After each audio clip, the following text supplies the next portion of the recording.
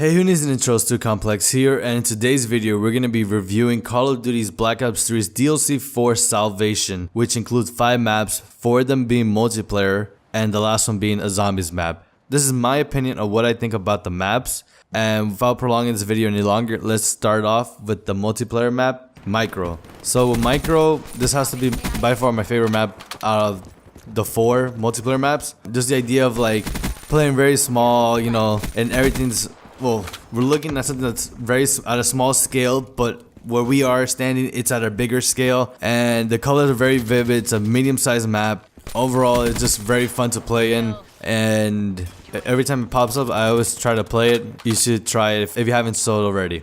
The next map, Rupture. This map has to be probably my least favorite map. I kind of get the idea what they wanted to do. They're like, we can do whatever we want. It's the last DLC map. I do like the idea of the mechs implemented in it.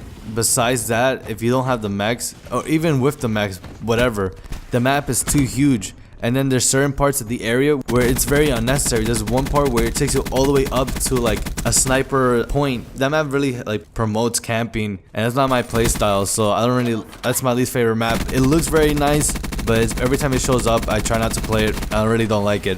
Next up is Outlaw. This is the remake Standoff from Black Ops 2's original lineup for the maps, and honestly it plays pretty good for being a Black Ops 2 map, and just the style of how it fits for Black Ops 3.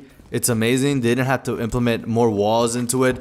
Everything was perfect. I like the Western idea, and it has like little Easter eggs with Back to the Future related to it. With the train in the background, you hear it like a couple of minutes playing in the game. Overall, it's very fun. I like the colors. It's a really good map. I like it. It's like number 2, Micro being number 1, and Outlaw being right underneath it. Next, Citadel. I like this map. This comes number 3. Just the fact feels like their Eisendrache and Shangri-La had a baby and created this map. It looks pretty cool. I like the idea. I play it here and there, and I like it how they implemented little Easter eggs for zombies in there with the whole book and everything. I like the dark feel. We don't really get dark maps in Call of Duty, so having this is, you know, it's an alright map to play in. I enjoy it from time to time. Oh yeah, and that's covering all the 4 multiplayer maps. And for now, for the zombies map, Revelations. This map has to be by far the best in my opinion. I really like the idea of how they mashed all the maps together and put little parts. If it wasn't like a big area to put in for a map, they just put little like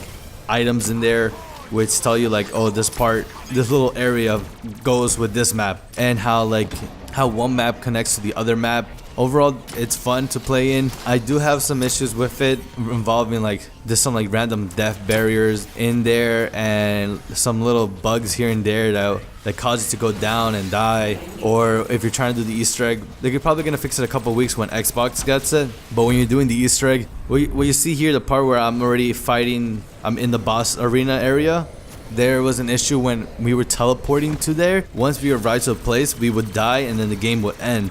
That really like kind of like threw us off, like after like a couple hours of trying to get into the, you know, a couple hours doing the Easter egg, and then just failing. Not the fact that we died from zombies, or the fact that we died because the game decided to just, I guess, crash on us, or just whatever it wanted to do. That kind of like really annoyed me, but the Easter egg was amazing. If you haven't done it, do the Easter egg.